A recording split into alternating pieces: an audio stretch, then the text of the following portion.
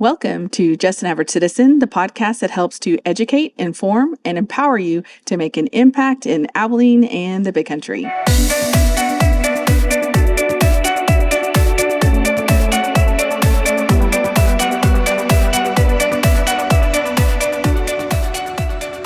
I'm so excited you joined me this week for the podcast. You know, I was going to do a podcast last week, but I decided I really didn't have enough information to really get you to be engaged for as long as I really want you to be. So I thought I'd give you a break so that when you know I put a podcast out, it is not just to talk about fluff, but there's some exciting things that I want to discuss with you. And so I hope that helps you out in the future. It's always helpful if you will get the word out. I see more and more people are following and liking my page on social media, and the word is getting out, and that makes me excited because it is a slow roll, really getting information out to people about what goes on in the city. So if you will subscribe and share this podcast with your family and friends, that would be super helpful because we're trying to get the word out about how we as citizens can make a positive impact in our community. And one of the ways is knowing what's going on. And so by you showing up and you listening is just the first step to many great steps to help you understand how you are created to make an impact here in Abilene in the Big Country. And it's such an important season right now going on with a big election happening in November. And so a lot of people think they just show up to vote. But what you don't understand is we've got to remind our friends and family that they need to vote.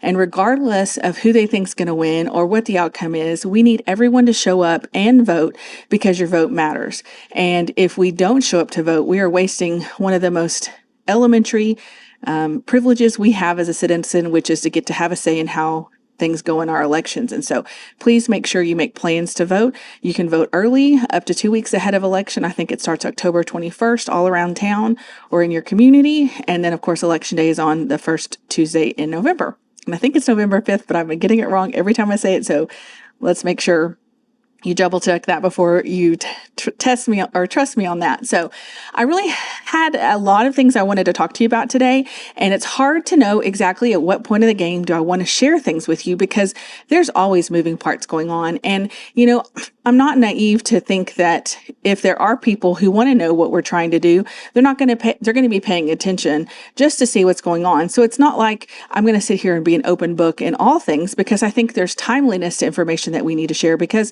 as I've been doing this research for well over now I will say intense research for well over a year now, I've learned that there are lots of pieces to this puzzle. And I feel like I've just started getting the edge to the puzzle in place. So now we can start working on the middle parts, but I don't want to overwhelm you. So I thought I would review some things that happened at last week's council. But first, I just wanted to let you know that, you know, there is a process to find out what information you want to have that is maybe not available for you to find. So if you come to the city website and you're looking for some information and you don't see it, then what you're going to have to do, I've told you this before, is to make a public information request, which is on the community, I always get this wrong. It's actually on the city secretary's page.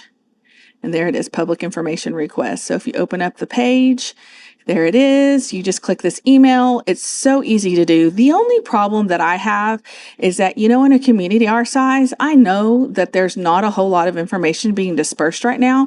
And so it's sad to me that in a town of, 125,000 people, that we can't have a relationship with some of our employees at the city that they could just be helpful and send information out. And I remember the first time I asked, I did get some information back immediately from the person I reached out to. But then after that, it was like the wall went down. And while I understand they don't want to spend a lot of time wasting, if there's so many people asking for these requests, it can be a little overwhelming. But there is an aspect of relationship that it does build rapport with citizens. If I know you and I've seen you and I've interacted with you for over a year and I've had conversations with you, for me to email you and say, hey, listen, can I just have this document that you just showed but didn't include in the packet? And for them to say, no, you got to go through the process.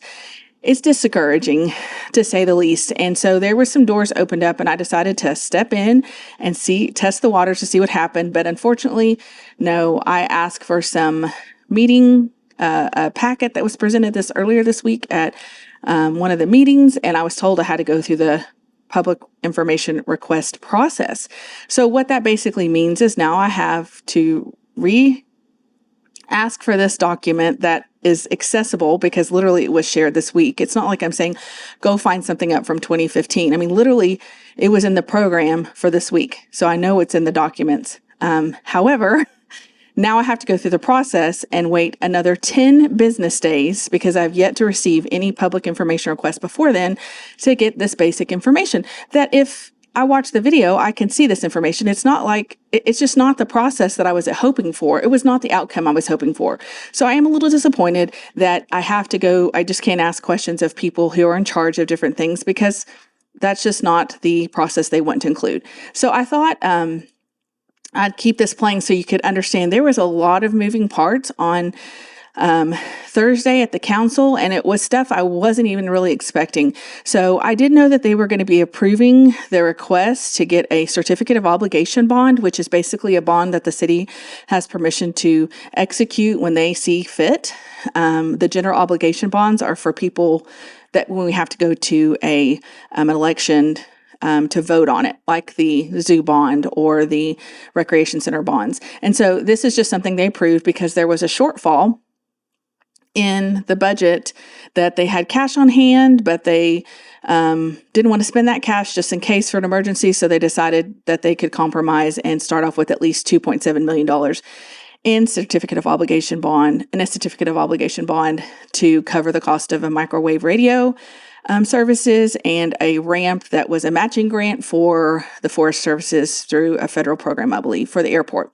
So it's just to be able to park a bigger plane on the airport for fighting forest fire purposes. That's it. And so it's a unique plane. It's not something that we have capabilities, but overall it's a good process. However, we didn't expect, I guess, the shortcomings or the budget shortfall this year, so that we were actually if Robert Hanna had gotten his request, it would have been, I believe, $7.5 million instead of $2.7 million. So there still could be more bonds coming out later in the year that are going to play it by ear. And I think that's a better way to approach it, rather than just writing a check to cover the debt right now. So with that being said, that's all I really was going to talk about. However, I did want to mention to them that, in doing my research, I noticed that what happens in our city is that we come up with these master plans, and they're awesome, and they're just concepts, and they're just a suggestion of what we really want as a city. And they send out information, they do public surveys, they do community meetings, they have focus groups, they do all these different things to get feedback, and then they come together with a plan. Well, I've been paying attention long enough to know that these plans are not innocuous. They're not just like, the guys that put the boat picture on the wall, something they dream about when they retire, or something far, far away. There are actually projects that come into play. And so, for example, we have a master parks plan. Now we have a master plan for Fort Phantom. And I'm trying to think if there's any other master plans that we have. I mean, there's one for the city, I think, but that's more of a code and kind of the layout of stuff. I haven't actually seen anything in regard to that, but there's been a plan talked about, is what I can say. So, but from my experience, the master plans don't just start off as concepts; they actually come into place. They come into play. And so, for example, we did a vote on $28 million for 2 new recreation centers. And I did mention to them that we need to be cautious, because it seems that we have not, for at least the last 4 years, been able actually to cover our expenses in our Parks and Recreation Department. Meaning we can't keep up maintenance on our city buildings. We can't take care of them to where they get to end of life, and we just have to tear them down, and there's no other options moving forward. And so it's just a caution that we've got to start having this conversation. And I wanted to know, how can we have this conversation as citizens? So if that's something you're interested in learning more about, let me know, and we'll see what we can do to start having real conversations about how do we handle the actual expenses of our city, and not just make decisions based on what people want, like $1 million dog park. We do what our city needs. And what was interesting, and through my research, is that I have found that originally, when they started talking about moving this dog park, it was brought to the city's attention that the citizens wanted actually 2 parks. They wanted a dog park on the north side and a dog park on the south side. And so it was talked about having 2 parks, and they had many different locations, and the place that they decided to put it had not been any part of the early conversations.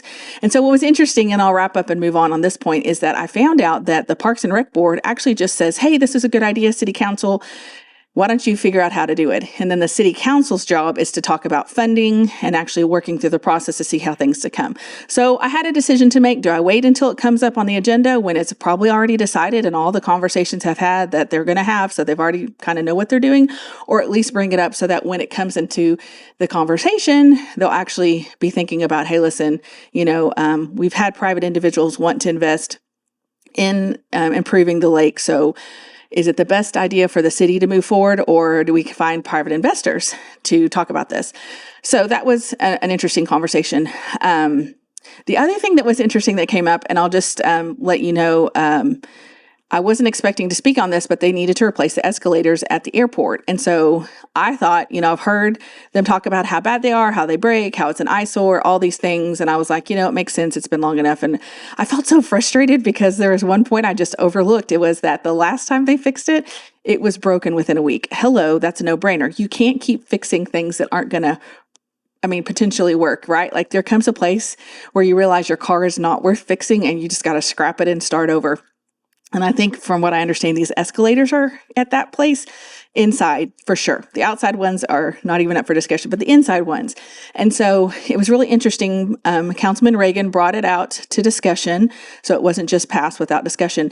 And so he brought up the idea of maybe not using all of the $350,000 to just fix the escalators, but actually just maybe cover them up so they're not an eyesore and we don't waste the money. And I was like, that was really outside the box thinking. I was really excited about that idea because, again, if they break and we don't have to come back and say, oh my gosh, we wasted $350,000 on machines that are broken now. And so I thought that was a great discussion. It was interesting, the dialogue that happened after that, because it was the city manager who's like, I'm just bringing this to you. Y'all need to decide. And so it ended up being a split vote because one of the councilmen was absent. And so it was a 3-3 vote. And so it failed.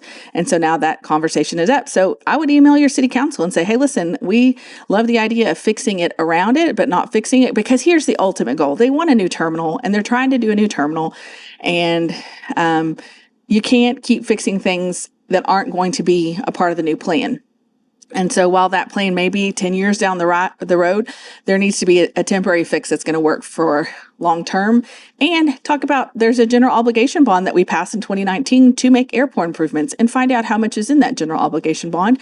Could we use that towards the matching grant that we need to get the airport terminal updated? So they're not going to tear it down, but they're going to update it and make it more user friendly and pleasant to experience, I would assume.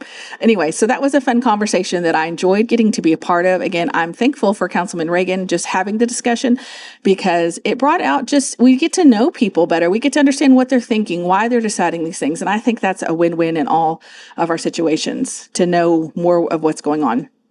Okay, then I do want to show you this. Well, I'm just going to put to this because they had a discussion about the certificate of obligation they're issuing. And so I was reading the meeting packet and I thought, wow, this is really interesting. Every time I read through it, I find a new page that has new information that I missed previous times, because this wasn't the first CO that I'd read about.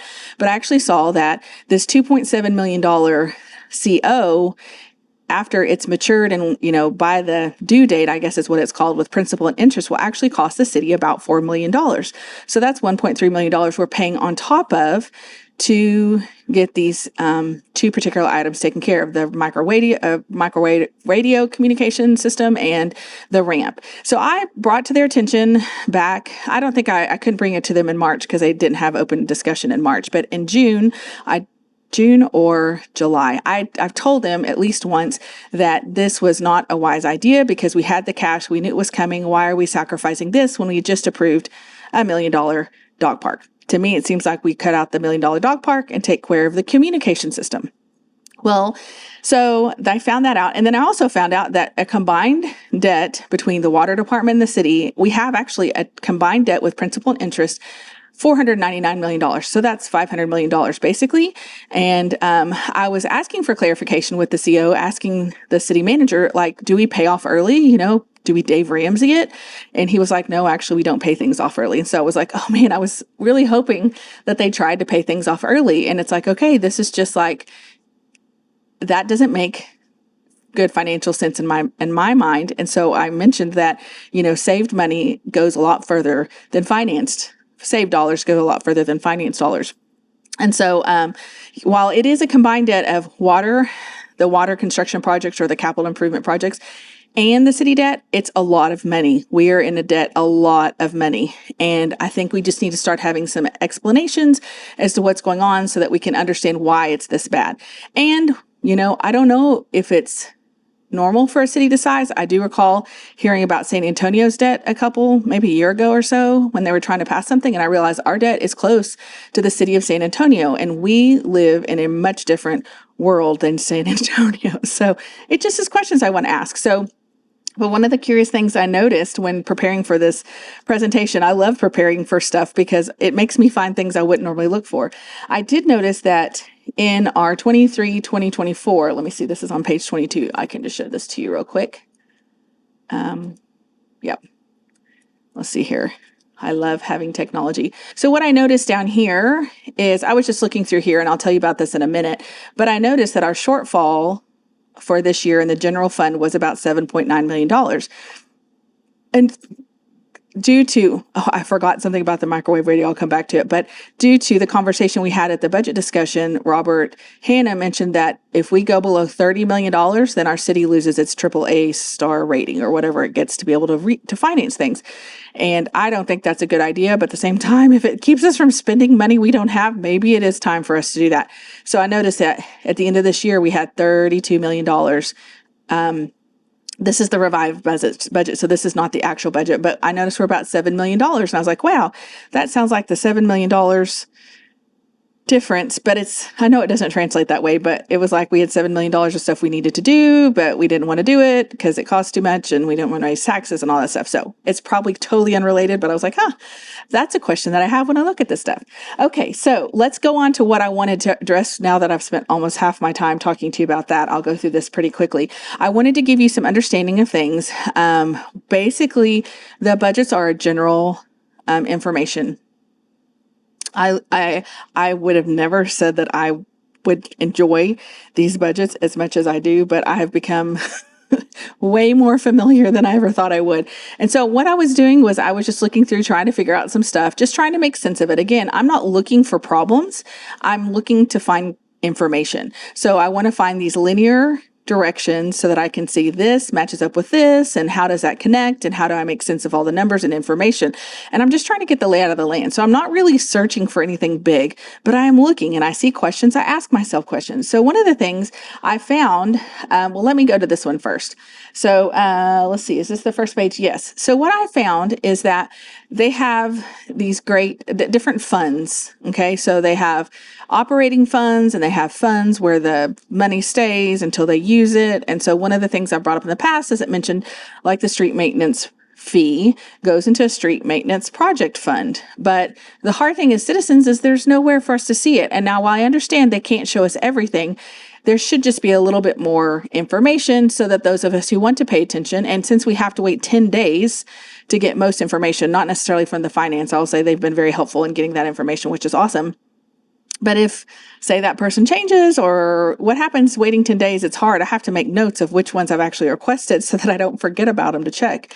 And so what I noticed was here's a good page that explains about 14, I think is what I counted. Nope, just kidding. 21 different funds that they have that are general. And so, like just a next description of what comes out of anyway. I know I'm asking too much. I understand I'm being a needy citizen, but that's okay. I'm just saying I wish I understood more so I could explain more. So basically what we have is different funds, and I'm going to go through and just tell you where they come from so you can understand, like when you hear something about the transportation with CityLink or I can't think of the zip zone, or you hear about something going on with the health clinic or different things going on, you'll know that it's not coming from the same places. So I just wanted to give you an overview of where things came from and move on from there. The general fund basically comes from all property taxes and sales taxes. Those are what we get. So we get about $110 million from those two taxes alone for the most part. These are not exact breakdowns, but just the majority of the funding comes from. Then, of course, our general debt service fund, I believe, comes from the bonds, but I don't actually know where this money comes out of. So I would assume it comes from the general fund, but there's no delineation on where it actually comes from. It's just transferred in out of this magic little world of million funding sources. Then the street maintenance fund, it actually comes from the street maintenance fee. And then there's the general fund contributes to it. I guess if there's not enough money to cover the projects, the general fund covers some of that too, several million. Okay, then the health service fund is purely federal state grants. But then there's, I think, like $1 million that transfers in, and I don't know where it comes from. Then we have the next page. Let me scroll down. We have Community Development Fund. That is the CBDG grants. So those are about helping people who have financial challenges be able to fix up their homes. And that actually comes from federal grants as well. And then also I went down too far. The home funds come from federal grants. The Transportation Planning Fund comes from federal grants. The Hotel Occupancy Tax Fund, it comes from a tax that we put on top of all hotel stays. I believe it's 2%, 2 or 3%, I can't remember. And so that's all just off of the people who stay in Abilene at a hotel. The Downtown Hotel Operating Fund comes from state rebates, the hot tax, and then there was this huge transfer in that I'm going to talk to you about because I'm not sure where that came from. And so there are things that I want to know, but it doesn't tell me. So the new one that just was added this year is the Veterans Cemetery Fund. And so we actually have a contract with the state for this. And so I believe that helps compensate for that. We did give them in-kind services of land, but they are actually paying for the operation, I believe. The court funds comes from any kind of fees you pay at the courts or anything like that. The seized funds, the same thing. It comes from state and local, federal seized property, I guess. The Water Sewer Debt Service Fund comes from transfers in. Again, I don't know where this comes from. I would think it would come from the water department, but I don't know how they do bonds. So if the bonds come from something different, so why wouldn't they say that? I don't understand. Just a simple transfers from the bond, the money from the bond or whatever. And then the next page is Airport Operating Fund. This is basically covered charges for service. So I really thought this was interesting. Basically, everything that it takes to operate the airport comes from the charges. The other interesting thing is there's so many FAA federal grants that I've seen the airport, Don Green and his team really look hard at using to get funding to cover some things. And I'm really been surprised about the income that we get from the federal government to cover making sure our airports are functioning. Including this upcoming terminal upgrade, but we'll have to watch that and see. Okay, the transit fund, that's like the CityLink zip zone, I think, all those kind of things, federal, state grants, but there's also some transfers in. So something to look into. The solid waste fund comes from charges that we pay for the city, and also the stormwater fund is the same. We're almost through this really heavy stuff, so hang with me. The fleet services fund comes from charges, and there's just a teeny tiny small transfers in. So what I think this is basically the departments pay money to get their fleets, the fleet upgraded. And so I think that's kind of an intergovernmental thing. And then we have the self-insurance fund, which comes completely from charges, which I think employees pay for that, to have health insurance maybe. Then the technology fund comes from internal charges. So that's one I'm wanting to look at because I want to see how is it that I feel like our computer equipment is not up to date like it should be, and that's kind of challenging to say the least. So I hope that helps you understand a little bit about where some of the money comes from and how we pay for things, so that when you start to understand, and if you hear something being spent in our city, you don't go, oh, they should be spending that money. We need to fix the streets. Like that can't be our answer for everything because there is a limited amount of money they can spend towards streets. Now, can they spend money differently? Yes, I think we could probably do some more capital improvement projects to get the streets taken care of, but that has to be something we as citizens decide and get them to allow us the input and feedback for that. So it helps when you know what you're talking about a little bit better so that you're not sounding like what you're saying is not important by saying something that's inaccurate. And I try not to do that, but if I'm opening my mouth, I'm probably stumbling over something. I can't believe how many times I don't complete my thoughts. It's so frustrating. It's a lifelong struggle of mine. So hopefully that helps you understand. What I like to see is that there are many funds that I believe are called enterprise funds, which they're kind of inclusive, like they go together. It's not like they need outside support for it. So there's several of those, which that's something I learned at the budget meeting. Okay, so now what I want to talk to you about is something I found, because again, let me come here. I think it's important for us to understand that you can look and ask questions. Questions are not a bad thing. The problem is knowing who to talk to. And so one of the things I'm going to start doing is I'm going to be hanging out at Front Porch on Mondays, the second and fourth Monday through October, and then on the first and third Monday in November and December. And here's why. I've been working through the city stuff. I understand how to make public comments. I understand how to know when a public hearing is. I understand how to read the packet. I understand how to stand up and use your voice in an accurate way, and the one that's helpful rather than the one that just frustrates you and makes everybody not want to listen to what you want to say. But a lot of people don't know where to ask. And so I'm just going to let you know, if you want to come and catch me at Front Porch on Mondays, the second and fourth Mondays until November, then it'll switch because I want to be there the Monday before the holidays. Then you can come and check me out there and ask any questions, and we'll figure out how to move forward and what you need. Whether it is, do you want to show up to a meeting? Do you need to email somebody? What is it you need? Let me know and I'll help you figure out. Do you need to do a public information request? These are not hard things, but if you don't know who to ask, it can feel very overwhelming and intimidating. Trust me, I know. Okay, so what I found is I was just looking, like I said, just trying to figure out where these funds come from. That was something that I was interested in, and I thought you might be too. And I stumbled upon something, so I want to look at this in the this is last year's budget, fiscal year 23-24. And so we're about to be entering fiscal year 24-25. And so I wanted you to see this, the Downtown Hotel Operating Fund. Now, we have to remember the hotel opened last summer. I believe it was June or I think it was the end of June or the 1st of July. And so it wasn't even open for half the year in fiscal year 23-24. And so we can see here there's no expenses here, but we have some miscellaneous revenue in here for $122,000. It looks like some investment. As consistent as that is, it looks like it could be some investment stuff. I'm not sure. I don't know why they didn't put that, but it's just miscellaneous. So the revenue is really not changing. This is our fund balance of it's just been adding every year. So that's good. We started off with 216 in 2022, and now it's been approved or anticipated, I would probably say is a better thing, for 440,000. Okay. So the reason why I looked here is because then I came into here and looked at this year. So I was looking at the last budgets and I just wanted to see what was going on because something caught my attention. And so I'm not telling you I have the answers to this, but I'm telling you this is why we ask questions and this is why we need to have more discussions. So I looked here at the Downtown Hotel Operating Fund. This is for fiscal year 24-25. This is the proposed budget for this upcoming year.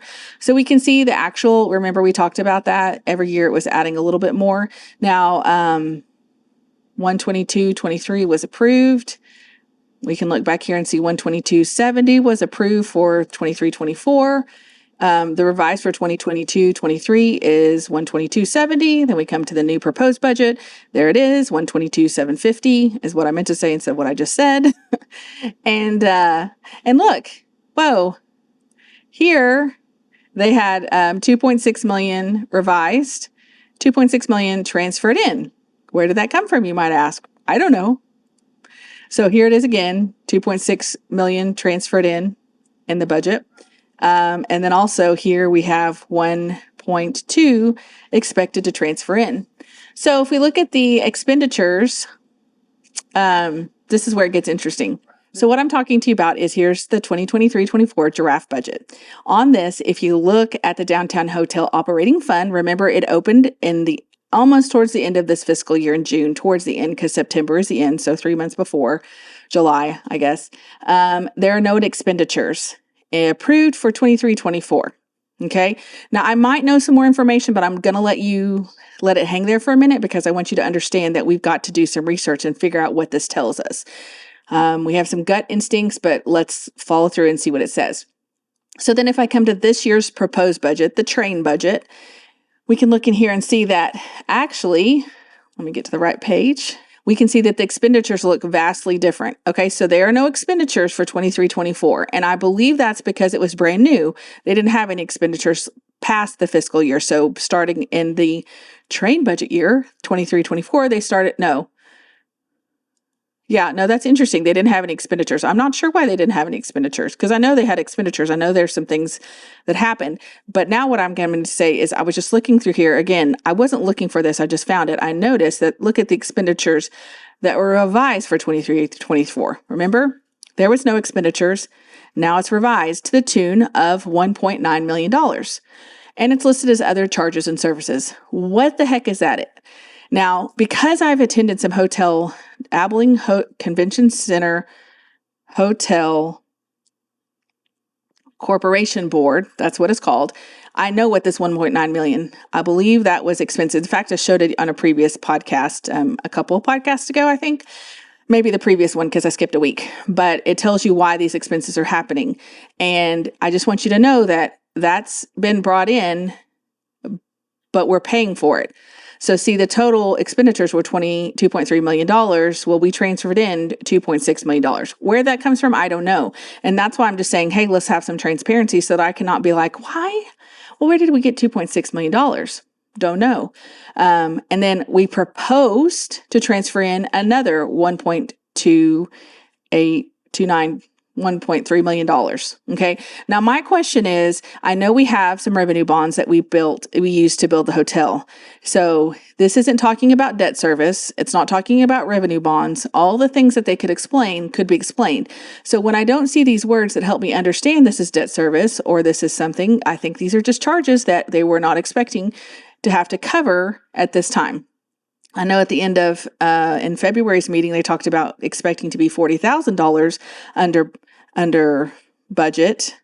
They were projected to be $40,000 under budget, but they were $540,000 under budget. So these are questions we need to ask. And we as citizens own this hotel. We paid for this hotel. We are in debt to this hotel. And so to know when we're taking out these COs for the Forest Ramp project with the airport or the microwave communication radio project, is it because of things like this? I don't know. These are good questions to have, and I don't know who to ask. So I'll keep digging and trying to find these out. But one thing I did not mention about the microwave radio project was through the open discussion that happened before they passed it, it was brought to light that there was leftover funds from the first phase of the microwave radio project, and they had leftover certificate of obligation funds from that project. So they were using some of those funds from the first bond that they took out to help supplement the second bond that they took out. And to me, that seems to be troubling because if you had to take out a bond for the first phase and you were not able to take care of and prepare for the additional funding that you knew that was coming,